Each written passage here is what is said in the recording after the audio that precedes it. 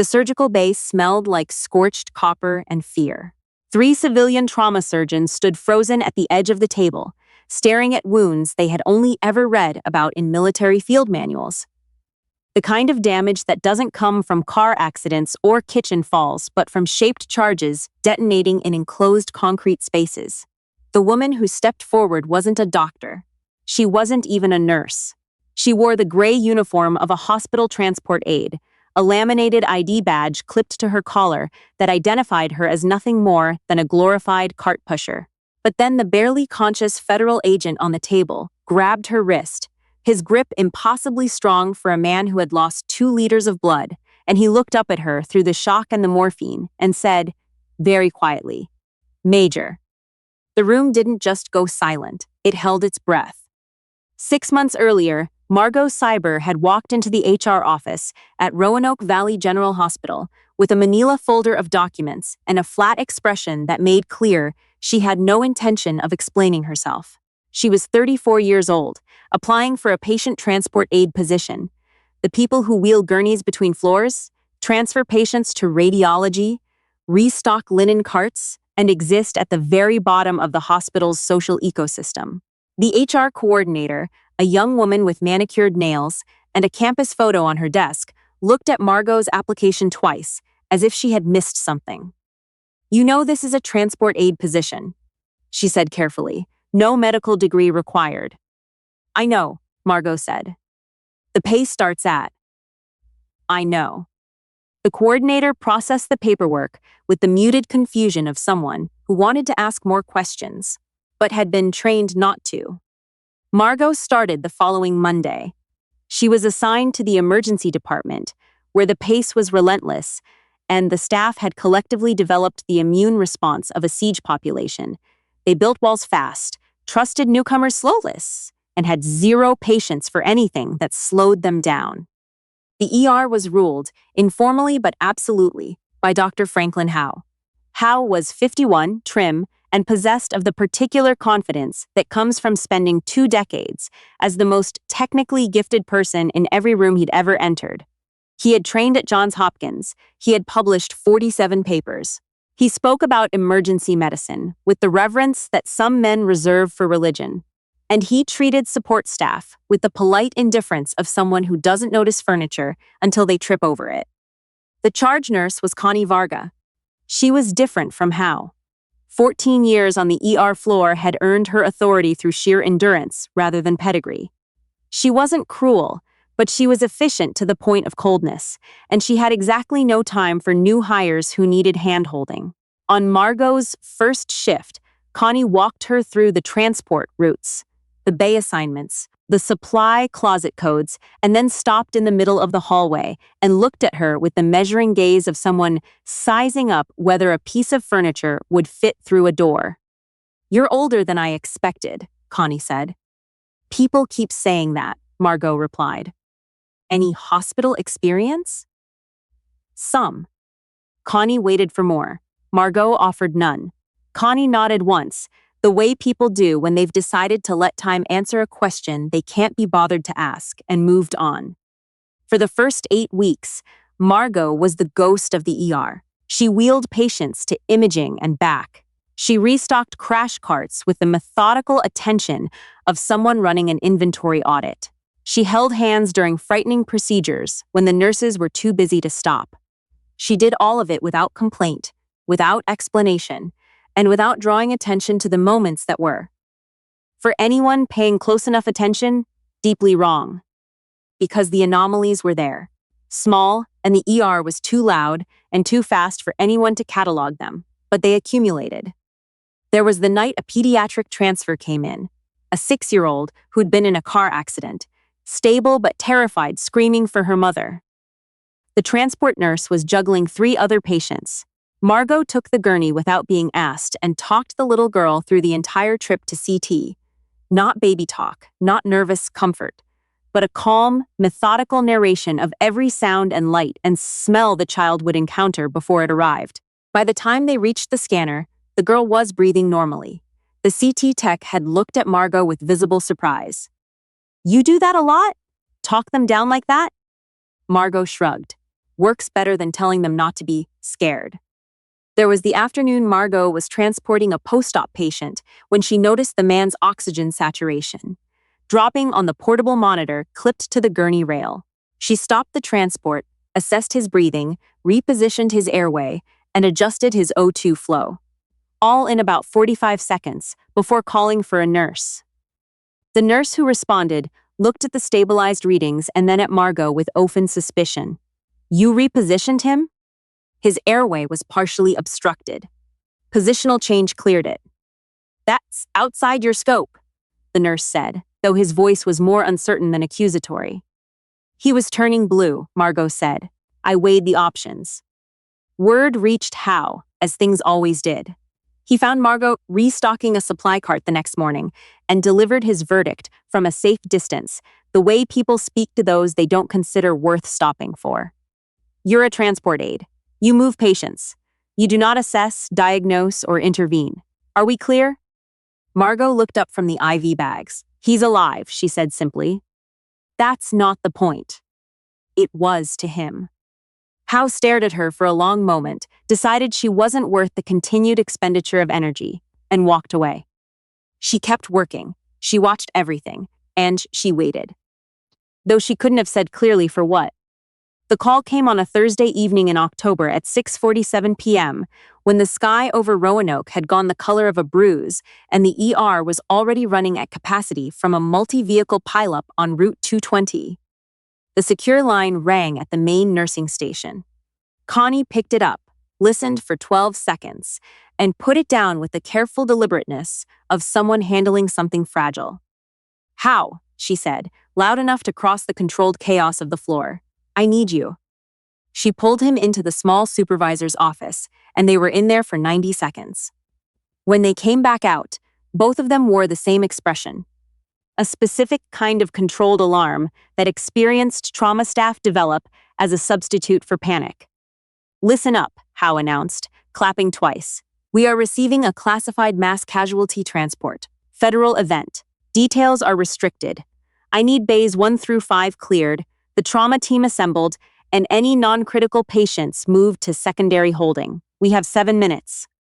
The ER ignited, and through the organized scramble, 2 things happened simultaneously. A convoy of black SUVs with government plates pulled up to the ambulance bay, and 6 men in tactical gear who were very obviously not paramedics came through the doors, pushing 2 gurneys at a sprint. Margot, who had been in the middle of returning a transport gurney to its dock, stopped. She recognized the gear, the plate carriers, the communications rigs, the specific way these men moved. Not the loping urgency of EMTs, but the controlled explosive efficiency of people trained to function under fire. She recognized the shoulder patches too, though she said nothing. She knew exactly what those patches meant and exactly which office had authorized this transport. Federal agents, both critical, the lead man, broad-shouldered and running on pure adrenaline, announced to Howe.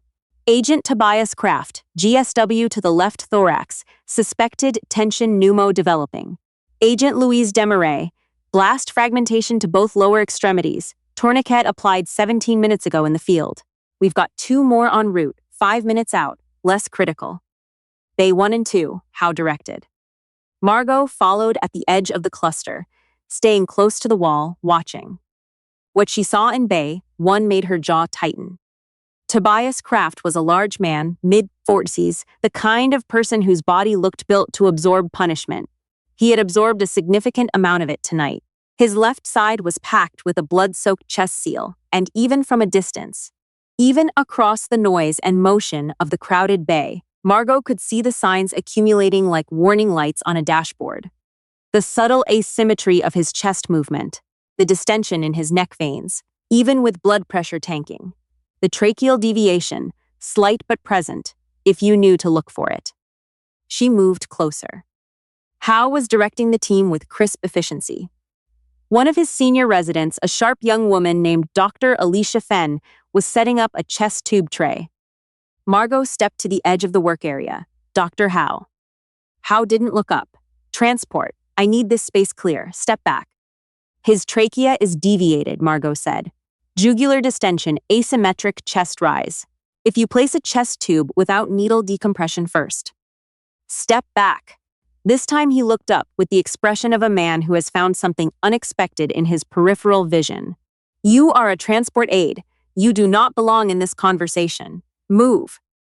The tension pneumo will decompress the wrong direction when you cut, Margot said. He'll arrest on the table. Security, Howe said, not loudly but with absolute intention. I need this individual removed from Bay 1. The broad-shouldered federal agent in the corridor stepped forward. Not toward Margot, but toward Howe, blocking his sightline in a way that was technically just standing still, but communicated something unmistakable. She talking about the chest, the agent said.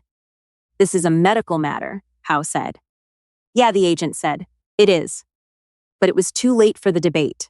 The monitor screamed. One continuous tone, flat and merciless. He's in arrest, Alicia said, her voice going high and tight. Howe pivoted, instincts overriding everything, and began calling the code. Margot did not move back. She moved forward. Needle decompression, second intercostal, mid-clavicular line, she said, pulling on a pair of gloves from the supply tray with the efficiency of someone who has done this in conditions that made a bright American hospital look like a spa. Get me a 14 gauge. You do not have the authority to, Howe began. He has 30 seconds. The voice that came out of her was not the quiet, careful voice of a transport aide. It was something older and harder, hammered flat by years of making decisions in the dark with other people's lives in her hands. A voice that had given orders under incoming fire and had never once wavered because wavering cost lives. 30 seconds and then the anoxic cascade starts and no amount of authority matters. 14 gauge. Now. Alicia had already moved. She pressed the needle into Margot's gloved hand. The room held. Margot found the landmark with her fingertips, practiced, instant, no hesitation, and placed the needle.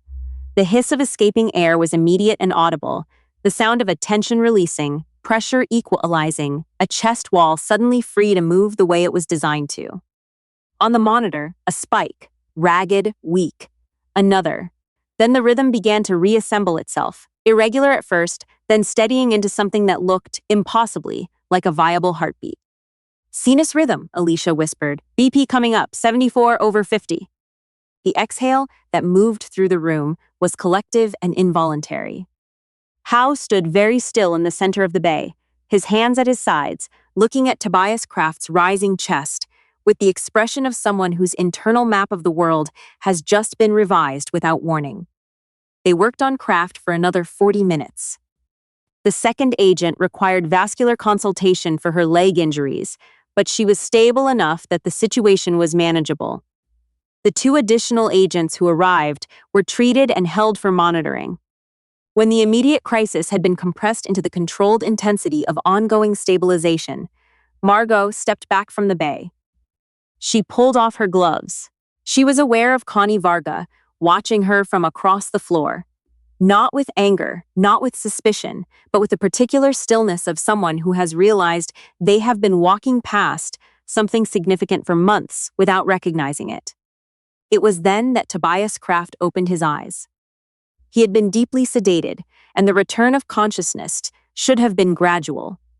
A slow surfacing through layers of pain medication and trauma. But his eyes opened with the sudden clarity of a man trained to wake fully and immediately, regardless of circumstance. He looked at the ceiling. He looked at the monitor. He turned his head, running a systematic scan of the room with the efficiency of someone conducting threat assessment, even while attached to a ventilator. His eyes found Margot. He looked at her for a long moment.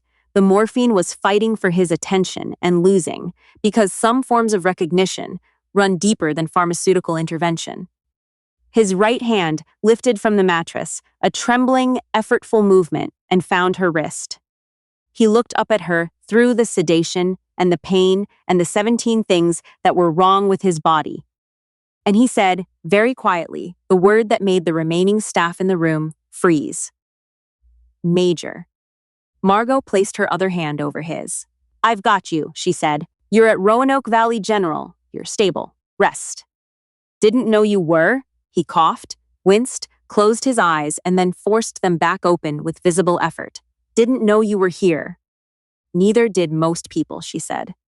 The black SUV that pulled into the hospital's administrative entrance 45 minutes later carried 3 people. The hospital's chief administrator, Sandra Cole, a JAG officer, and a woman in an Army service uniform whose rank insignia identified her as a Brigadier General. Her name was Helen Foss, and she walked through Roanoke Valley General's corridors as if she owned the building and had simply chosen not to mention it until now. She bypassed Cole's attempts at orientation. She bypassed Howe, who had come to the lobby with the careful posture of a man preparing for an uncomfortable conversation. She walked directly into the stabilization room where Margot was finishing documentation at the foot of Kraft's bed. The 2 women looked at each other. The silence between them was not empty. It was dense with specific things: places, operations, decisions made in darkness and heat and altitude. Names that neither of them said aloud, because some names belong only to the people who live them. "Evac teams told me what happened in Bay 1, Foss said. Her voice was measured, military, but underneath it something that was not quite softness and not quite sorrow. Dr. Howe's after-action summary describes an unauthorized intervention by a support staff member that preceded the patient's resuscitation. That's accurate, Margot said. You placed the needle. I did. Howe had followed at a careful distance. He stood in the doorway now, Cole beside him. Neither spoke. He would have died, Foss said, not as a question, not as an accusation, simply as a fact that needed to be said aloud. I know, Margot said. Foss turned to address the room, Howe, Cole, Connie, who had appeared silently in the hallway, Alicia, who had not gone home when her shift ended and couldn't quite explain why. What I'm about to share is classified at a level that requires non-disclosures, which the JAG officer will provide momentarily. Foss's tone didn't invite debate. I'm sharing it because the people who work with this woman have a right to understand who they've been working beside. She clasped her hands behind her back. Margot Seibert served in the United States Army for 12 years. She was commissioned as a medical officer following surgical training at Walter Reed. She completed 3 tours, 2 in Afghanistan, 1 in Syria. She held the rank of major. She commanded a forward surgical team operating in direct support of special operations forces in environments that most trauma surgeons in this country will never encounter and have no desire to. Connie had gone completely still in the hallway. During her final tour, Foss continued, her voice dropping a fraction, not for effect, but because this was the part that cost something to say. Her fob was hit by a vehicle-borne IED while she was in the middle of a mass casualty operation. The blast destroyed her surgical tent. She continued operating, on the ground, in the rubble by flashlight, for 4 hours. She kept 7 out of 9 patients alive. A pause. She was awarded the Silver Star. The sound in the room was the sound of people recalibrating. She resigned her commission 14 months later. She requested that her service record be sealed. The Army honored that request. Another pause. 3 of the 4 members of her surgical team died in the blast. The 4th lost both legs. Margot was looking at the floor, not in shame, not in performance, simply in the way of someone letting familiar weight settle without trying to put it down. Howe took a single step into the room. He looked like a man who had been handed something he didn't recognize and was still figuring out what he was holding. You're a trauma surgeon, he said. The word came out, strange, recalibrated. Was, Margot said quietly. Why are you? He gestured at her uniform, the gray scrubs, the laminated badge. Margot was quiet for a moment. When she spoke, her voice had the particular quality of honesty that comes only when someone has stopped maintaining a practiced version of the truth and let the real one surface. Because I needed to be somewhere I could still help, she said, without being the one who decides. Howe looked as if he didn't understand, and then, slowly, as if understanding had arrived from a direction he hadn't expected, as if he did. Deciding who gets the operating room and who doesn't, Margot said, deciding how many resources go to which patient when there aren't enough for all of them. Triaging a mass casualty when some of the casualties are people you know. She stopped. I was good at it, very good at it, and I did not want to do it anymore. The room held that. Foss, who had heard something close to this from Sargo before, in a very different setting and a very different year, said nothing. It was Connie Varga who broke the silence. Connie, who had handed Margot the worst assignments for 8 weeks running and had called her new hire in the tone of someone who had already decided the new hire would quit. Connie, who had watched Margot move through the trauma bay tonight, with a precision that now retroactively explained 14 different moments Connie had filed away and never examined. "You're staying then," Connie said. It wasn't quite a question. Margot looked at her. "If I'm still employed." "I fired you approximately 3 times this evening," Howe said, and his voice had gone rough and slightly uncertain, the voice of a man doing something he was not practiced at. "None of it should be considered official." He paused. "I was wrong. About most things. Tonight." Margot looked at him with the expression of someone who has measured the distance between what a person is and what they did, and decided the measurement matters. "You know how to practice emergency medicine," she said. "You're technically excellent. What you're missing is how to read the whole field, not just the patient directly in front of you." "I know," Howe said, and coming from him, that admission costs something visible.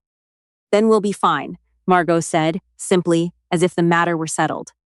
Foss waited while the JAG officer distributed the non-disclosures. She waited while Cole made the necessary administrative notations in a tone that suggested she was processing the evening's events at approximately 40% capacity. She waited while Alicia quietly told Margot that the needle placement had been the cleanest, most decisive intervention she had witnessed in 2 years of residency, and Margot said, "You'll do it yourself next time," and Alicia looked like she believed her.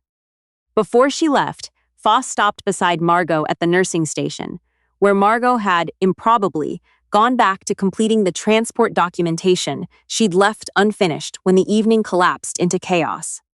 "I could reinstate your commission," Foss said, not pushing, just offering. "I know you could," Margot said. "The Army could use you, particularly now." Margot set down her pen. She looked at the ER floor, the monitors, the curtained bays, the tired resident drinking terrible coffee by the supply station, the paramedics rolling in a new patient on a gurney, the world continuing to need things from people willing to provide them. "I'm useful here," she said. "You're more than useful here," Foss said. "No." Margot picked up her pen. "I'm exactly as useful as I need to be." She met Foss's eyes. "That's enough. For now, that's enough." Foss studied her for a long moment. Then she nodded. Small, genuine, the kind that carries respect without ceremony, and turned to leave. At the door of the ER, she paused and looked back. Margot Seibert had already turned back to her paperwork. Gray uniform, laminated badge, clipboard. Foss walked out into the cold Roanoke night. In Bay 1, Tobias Kraft's vitals held steady through the night. His team rotated through in pairs to check on him. Not because the nursing staff needed them to, but because that's what you do for someone you've gone through hard things with. Around 2 a.m, when the ER had settled into its exhausted late-night rhythm, one of the agents stopped by the nursing station where Margot was finishing a supply inventory. He reached into the pocket of his tactical vest and set something on the counter between them. A challenge coin, matte black, embossed federal seal on one side, crossed lightning bolts on the other. "He'd want you to have it," the agent said. "When he wakes up, he'll want to give it himself. But," he nodded at the coin, "he'd want you to have it now." Margot looked at it for a moment. She picked it up. "Tell him he owes me a boring shift," she said. The agent almost smiled. "Yes, ma'am." He went back to the hallway. Margot slipped the coin into the front pocket of her gray scrubs, added 3 IV bags to the restocking list house, and walked back onto the floor. The ER was never quiet. There was always someone who needed something. Always another gurney, another alarm, another moment where the distance between fine and not fine was measured in seconds, and someone had to be present enough to know the difference. Margot Seibert had always known the difference. She just no longer needed anyone else to know that about her. She picked up her clipboard and went back to work.